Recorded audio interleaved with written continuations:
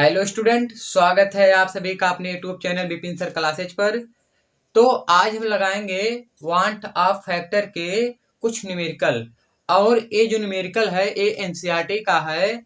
तो चलिए इस न्यूमेरिकल को लगाने से पहले एक बार इस न्यूमेरिकल को हम सब अच्छी तरह से पढ़ लेते हैं। तो चलिए आइए इसको पढ़ते हैं। देखिए, 2 ग्राम बेंजोइक अम्ल 25 ग्राम बेंजीन में घोलने पर हिमांक में 1.62 केल्विन का अवनमन होता है।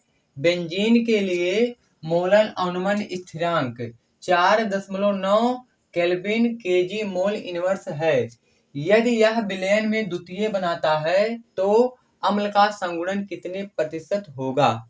ठीक है, तो इस सवाल में आपसे पूछा है कि अम्ल की संगुणन का मतलब यहाँ से आपके अल्फा का मान पूछा है। तो सबसे पहले हम क्या करेंगे कि इस न्यूमेरिकल में जो जो वैल्यू दी गई हैं उसको हम लिख लेते हैं और उसके बाद देखते हैं कि किसका मान निकालेंगे और किसकी सहायता से ये अल्फा का मान हमको मिल जाए। तो चलिए जो जो सवाल में दिया है उसको एक बार पुनः हम सब लिख लेते हैं।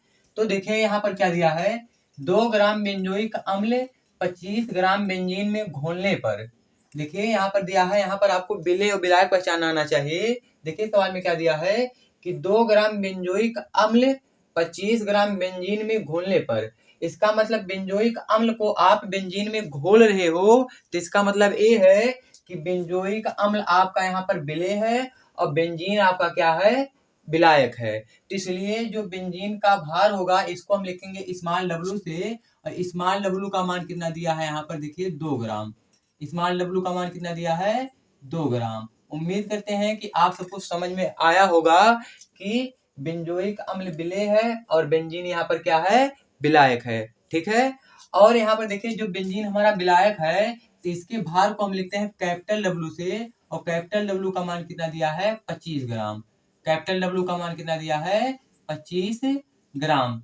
ठीक है, अब इसी प्रकार से आगे देखिए, यहाँ पर दिया है घोलने पर हिमांक में 1.62 केल्विन का अवनमन होता है। इसका मतलब ये डेल्टा टीएफ का मान दिया है। डेल्टा टीएफ का मान है 1.62 केल्विन, 1.62 केल्विन। और देखिए बेंजीन के लिए मोलन अवनमन स्थिरांक कितना दिया है, 4.9 केल्विन केजी मोल इनवर्स। और मोलर अवनमन स्थिरांक को हम प्रदर्शित करते हैं केएफ से। इसका मतलब केएफ का मान कितना दिया है, 4.9 kilo KG kelvin KG mole inverse.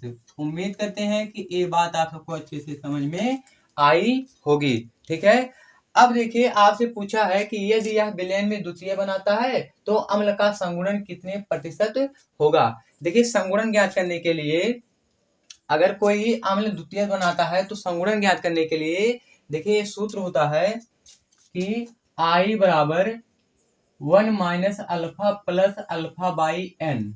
सबको समझ में आ रहा है। अगर आपको संगुणन के लिए अल्फा की वैल्यू चाहिए तो इसका सूत्र होता है I बराबर 1 minus alpha plus alpha by n. तो यहाँ से अगर आपको I का मान पता चल जाए तो यहाँ से हम किसका मान निकाल सकते हैं, अल्फा का मान निकाल सकते हैं। ठीक है, तो चलिए देखते हैं कि यहाँ से I का मान हम कैसे निकालेंगे। ठीक है, तो चलिए यहाँ पर एक बार हम सब हिमांक में अवनमन का सूत्र लिख देते हैं। देखिए हिमांक के अवनमन का सूत्र क्या होता है, डेल्टा टीएफ बराबर I गुणे केएफ गुणे स्मॉल डब्ल्यू गुणे 1000 बटे मोलर मास गुणे कैपिटल डब्ल्यू। ये होता है जब आपको वांट ऑफ फैक्टर निकालना होता है तो हिमांक में अवनमन का ये सूत्र होता है डेल्टा टीएफ बराबर आई गुणे केएफ गुणे स्मॉल डब्ल्यू गुणे 1000 बटे मोलर मास गुणे कैपिटल डब्ल्यू। यहाँ पर देखिएगा आपको डेल्टा टीएफ का मान मालूम है और आई का मान आपको निकालना है। यहाँ से देखिए केएफ का मान मालूम है और स्मॉल डब्ल्यू का मान मालूम है और कैपिटल डब्ल्यू का मान मालूम है। लेकिन आपको यहाँ पर यम का मान नहीं मालूम है। यम का मतलब ये है कि यहाँ पर ये है विलेय का मोलर मास। तो चलिए यहाँ पर देख लेते हैं हम सब विलेय का मोलर मास कितना होगा। तो यहाँ पर देखिए विलेय कौन है, बेंजोइक अम्ल। तो इसका सूत्र होता है C6H5 COOH। अब इस विलय के लिए हम निकालेंगे मोलर मास, जिसको हम किसी लिखते हैं m से। तो निकालने का तरीका देखिए क्या होता है। जो कार्बन होता है, एक कार्बन का मोलर मास होता है 12 और 6 बार है तो इसमें हम 6 से क्या कर देंगे, गुणा। आगे जाएंगे तो प्लस का चिन्ह लगाएंगे। एक हाइड्रोजन का भार होता है 1, 5 बार है तो इसमें 5 से कर देंगे गुणा, ठीक है। अब आगे जाएंगे तो लगाएंगे प्लस का चिन्ह। एक कार्बन है तो एक कार्बन का भार होता है 12 प्लस एक ऑक्सीजन का भार होता है 16 प्लस इस वाले ऑक्सीजन का भार होगा 16 प्लस इस वाले हाइड्रोजन का भार कितना होगा 1। अब इसको हम सॉल्व कर लेते हैं तो जो आएगा वो हमारा आएगा बेंजोइक अम्ल का मोलर मास, ठीक है। अब देखिए 12 छक कितना होता है 72 प्लस 5 कनन 5 प्लस ये देखिए इसको जोड़ लेते हैं 16 16 32 और 32 12 कितना हो जाएगा 32 12 44 और प्लस और 1, ठीक है। अब इसको और जोड़ लेते हैं। देखिए 72 5 77 77 1 कितना हो जाएगा 78, ठीक है। 78 प्लस 44 इसको जब आप जोड़ोगे तो आ जाएगा 8 4 12 2 हासिल 1 7 4 11 11 1 12। कहने का मतलब बेंजोइक अम्ल का मोलर मास कितना आ गया 122, ठीक है। m बराबर कितना आ गया 122, ठीक है। अब ये सब वैल्यू हम रख के हम किसका मान निकालेंगे, आई का मान निकालेंगे। तो चलिए आई का मान निकालने के लिए इस सूत्र को थोड़ा और सिंपल कर देते हैं। देखिए क्या करेंगे, इस डेल्टा TF में इसका गुणा कर देते हैं। तो डेल्टा TF गुणे स्मॉल m गुणे कैपिटल W ये बराबर हो जाएगा I गुणे KF गुणे स्मॉल w गुणे 1000, ठीक है। अब अगर आपको आई का मान चाहिए तो ये सब गुणे में है, इधर आएंगे तो किस में हो जाएंगे, बटे में। तो यहाँ से डायरेक्ट देखिए आई बराबर हम लिख रहे हैं डेल्टा TF गुणे स्मॉल m गुणे कैपिटल W बटे KF गुणे स्मॉल w गुणे 1000। ये बन गया आपका सूत्र आई निकालने के लिए। अब इसी सूत्र में हम सब वैल्यू रख के किसका मान निकालेंगे, आई का मान निकालेंगे। जैसे ही हमको आई का मान निकले मालूम चलेगा, तैसे ही इस वाले सूत्र में हम आई का मान रख के किसका मान निकालेंगे, अल्फा का मान निकालेंगे, ठीक है। तो चलिए सबसे पहले हम आई निकालते हैं। तो देखिए यहाँ से आई कैसे निकालेंगे, यहाँ से देखिए आई बराबर क्या हो जाएगा, आई बराबर हो जाएगा, देखिए डेल्टा TF का मान कितना दिया है यहाँ पर 1.62। डेल्टा TF का मान कितना है 1.62 गुणे m का मान कितना है, देखिए 122, यहाँ पर रखेंगे 122, ठीक है, गुणे यहाँ पर कैपिटल W कितना है, देखिए 25, तो यहाँ पर कितना रखेंगे 25, ठीक है, पूरे बटा KF का मान कितना है, देखिए 4.9 गुणे स्मॉल w का मान कितना है 2, यहाँ पर रखेंगे 2 गुणे ये कितना है 1000, तो यहाँ पर कितना रख देंगे 1000, ठीक है। अब चलिए इसको थोड़ा सॉल्व कर लेते हैं हम सब। देखिए काट देंगे तो इसको काटेंगे 25 25 25 चौका 100, ये हो जाएगा 40, ठीक है। और देखिए इसको भी 2 से काट देते हैं, 2 1 2 और 2 6 12 2 1 2 माने 61 हो जाएगा, ठीक है। अब देखिए आई बराबर मिल जाएगा आपको। देखिए यहाँ पर एक अंक पे दशमलव लगा है तो इस वाले दशमलव को इधर ले जाएंगे तो हो जाएगा 16.2 गुणे 61, ठीक है, बटे ये देखिए नीचे का दशमलव हट जाएगा तो हो जाएगा 49 गुणे 40, 49 गुणे 40। अब इस 40 को और 100 माने 16.2 को काट देंगे तो हो जाएगा, 2 से काटेंगे तो हो जाएगा 20, इसको काटेंगे तो ये हो जाएगा 8 19 16, यहाँ पर दशमलव 2 1 2, तो आई बराबर आ जाएगा 8.1 गुणे 61 बटे 49 गुणे 20। उम्मीद करते हैं कि ये बात आप सबको अच्छे से समझ में आई होगी। अब देखिए इस दशमलव को हटाने के लिए हम क्या करते हैं, 10 से ऊपर नीचे गुणा कर देते हैं, ठीक है। तो जैसे 10 से ऊपर नीचे गुणा करेंगे तैसे दशमलव हट जाएगा तो हो जाएगा 81 गुणे 61 बटे 49 गुणे 200, 49 गुणे कितना हो जाएगा 200, ठीक है। देखिए 49 गुणे 10 का गुणा 100, 10 का गुणा 20 में करेंगे कितना हो जाएगा 200, ठीक है। अब हमको क्या करना है, इस 81 का गुणा 61 में करेंगे और इस 49 का गुणा 200 में करेंगे, तब जो यहाँ पर आएगा उसमें इतने भाग देंगे तो हमारा किसका मान मालूम चल जाएगा, आई का मान मालूम चल जाएगा, ठीक है। तो चलिए 81 का हम 61 में यहीं पर गुणा कर लेते हैं। देखिए यहाँ पर कर देते हैं 81 गुणे कितना करना है 61, ठीक है। तो 1 का गुणा 1 में करेंगे तो 1, 1 का गुणा 8 में करेंगे तो 8, ठीक है। 6 के गुणा 1 में करेंगे तो 6 और 8 छक 48, ठीक है। ये आ जाएगा 1, 8 6 14 4 हाथ से लगे 1, 8 1 9 और 1 4।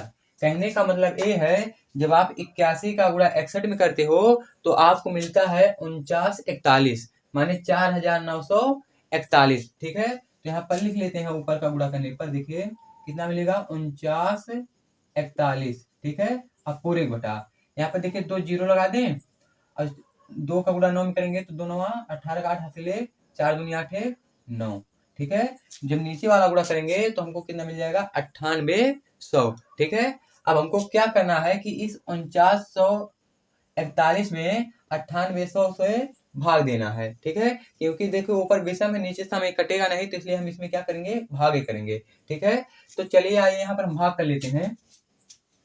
4941 में भाग करना है हमको 9800 से, कितने से 9800 से। तो देखिए तो जाएगा है ही नहीं क्योंकि ये 9000 है, यहाँ पर कितना है 4000 है, इसलिए यहाँ पर हम क्या करेंगे पहले तो लगाएंगे दशमलव, उसके बाद यहाँ पर बढ़ा लेंगे 0, ठीक है। अब उसके बाद हम इसको ले जाएंगे 4 बार ले जाएंगे तो 4 8 32, 5 बार ले जाएंगे तो 9 5 45, लगभग 5 बार ले जाएंगे। देखिए 5 बार ले जाने से क्या होगा, तो 5 0 0 5 0 0 5 8 40 के 0 हाथ लगे 4, 9 5 45 4 4900, ठीक है। एक बार फिर से कर लेते हैं, देखिए 5 0 0 5 0 0 5 8 40 के 0 हाथ लगे 4 और 9 5 45 और 45 4 49, ठीक है। अब देखिए 0 में से 0 कटेगा 0, एक बचेगा, एक 4 बचेगा, ये 9 9 खत्म हो जाएगा, 4 4 खत्म हो जाएगा, ठीक है। ये हो गया आपका 410। ये अभी जाएगा नहीं, यहाँ पर दशमलव लगा है तो यहाँ पर क्या करेंगे 0 बढ़ा लेंगे, ठीक है। अभी भी देखिए जाएगा नहीं क्योंकि यहाँ पर 9000 है, यहाँ पर कितना है 4000 है, तो इसलिए हम क्या करेंगे यहाँ पर एक 0 बढ़ाएंगे और यहाँ पर भी एक 0 बढ़ा लेंगे, ठीक है। अब लगभग ले जाएंगे हम, अगर 5 बार ले जाएंगे तो ज्यादा हो जाएगा, इसलिए 4 बार ले जाते हैं। देखिए 4 बार ले जाएंगे तो क्या होगा 4 0 0 4 0 0 4 8 32 के 2 यहाँ से लगे 3 और 9 4 36 3 39, 4 बार चल जाएगा, ठीक है। अब 0 में से 0 जाएगा 0, 0 में से 0 जाएगा 0, 10 में से 2 जाएगा तो 8, यहाँ पर बचा है 0 10, 10 में से 9 जाएगा 1, ठीक है। तो इसके आगे आप हल कर लीजिएगा, यहाँ पर 3 अंक तक छोड़ेंगे तभी सही है। तो आई का मान यहाँ से कितना आ जाएगा, आई बराबर आ जाएगा 0.504, ये किसका मान आ गया, आई का मान आ गया, ठीक है। उम्मीद करते हैं कि आई का मान निकालने में आप सबको कोई दिक्कत नहीं हुई होगी, ठीक है। तो एक बार इसका आप स्क्रीनशॉट ले लीजिए, उसके बाद आगे चलते हैं। तो देखिए अब आपको आई का मान मालूम चल गया है। अब इस आई की सहायता से हम किसका मान निकालेंगे, संगुणन का मान निकालेंगे। संगुणन मतलब आपसे अल्फा का मान पूछा है। अगर यही सूत्र देखिए वियोजन के लिए बोलता तो वियोजन के लिए सूत्र हो जाता आई बराबर 1 minus alpha plus n alpha, लेकिन आपसे वियोजन के लिए नहीं पूछा है, आपसे इसमें संगुणन के लिए पूछा है, इसलिए ए वाला सूत्र हम नहीं लगाएंगे। हम कौन सा सूत्र लगाएंगे, ए वाला, ठीक है। तो यही वाला सूत्र लगाएंगे, आई बराबर 1 minus alpha plus alpha by n, ठीक है। अब देखिए आई का मान कितना है वहां पर 0.504 बराबर 1 माइनस अल्फा की वैल्यू आपको ज्ञात करनी है plus alpha by n. N देखिए यहाँ से 2 आएगा क्योंकि इस सवाल में देखिए कह रहा है यदि यह विलयन में द्वितीयन बनाता है, द्वितीयन मतलब एन का मान यहाँ पर कितना है 2 है, तो यहाँ पर एन का मान कितना रख देंगे 2 रख देंगे। अब इसको हम हल कर लेते हैं तो देखिए क्या होगा 0.504। अब देखिए यह एक प्लस में है, इधर आएगा तो कितना हो जाएगा -1 हो जाएगा, ठीक है, बराबर यहाँ पर बचेगा minus alpha plus alpha by 2, ठीक है। अब हमको क्या करना है 0.504 में से -1 को घटाना है, तो चलिए एक में से इसको घटा लेते हैं, अभी माइनस का चिन्ह लगा लेंगे, तो एक यहाँ पर दशमलव लगाएंगे 3 0 बढ़ा लेंगे, ठीक है। अब देखिए दशमलव के नीचे दशमलव लिखेंगे, यहाँ पर 0, यहाँ पर 5, यहाँ पर 0, यहाँ पर 4। अब एक में से इसको घटाएंगे तो यहाँ पर देखिए हो जाएगा 10, 10 में से 4 जाएगा कितना बचेगा 6, ठीक है। यहाँ पर बचेगा 9 यहाँ पर बचेगा 9, 9 में से 5 जाएगा, कितना बचेगा 4, यहाँ पर लग जाएगा दशमलव, ठीक है, यहाँ पर हो जाएगा 0। तो जब इसमें से -1 घटाते हैं तो हमको मिलता है -0.496 बराबर। अब इसको हल कर लेंगे तो इसका गुणा इसमें करेंगे तो -2 अल्फा और प्लस अल्फा, अब पूरे बटा कितना हो जाएगा 2 हो जाएगा, ठीक है। अब 2 का गुणा इसमें हम करेंगे तो हो जाएगा 2 छक 12, 2 हासिल 1, 9 दूनी 18, 18 1 19 की 9 हासिल लगे 1, 4 दूनी 8 1 9, 3 एक पे दशमलव है तो यहाँ पर दशमलव लगा लेंगे, यहाँ पर माइनस है बराबर। यहाँ देखिए -2 अल्फा में से प्लस 1 अल्फा जाएगा तो माइनस का अल्फा बचेगा, ये माइनस माइनस कैंसिल हो जाएंगे तो अल्फा का मान कितना आ जाएगा 0.992। उम्मीद करते हैं ये बात आपको अच्छे से समझ में आई होगी। पूछा है कितना प्रतिशत होगा, तो प्रतिशत निकालने के लिए इसमें हम क्या करेंगे 100 से गुणा, तो अल्फा बराबर हो जाएगा 0.992 गुणे 100। जैसे ही 100 से हम गुणा करेंगे तैसे किसमें चेंज हो जाएगा प्रतिशत में। अब 100 से हम गुणा करेंगे तो ये 2 अंक पे दशमलव भेद ना लग जाएगा तो हो जाएगा 9.9 नहीं 99.2%। ये आपका आ जाएगा अल्फा का मान। उम्मीद करते हैं कि ये सवाल आप सबको अच्छे से समझ में आया होगा। इसी के साथ आप सभी को धन्यवाद।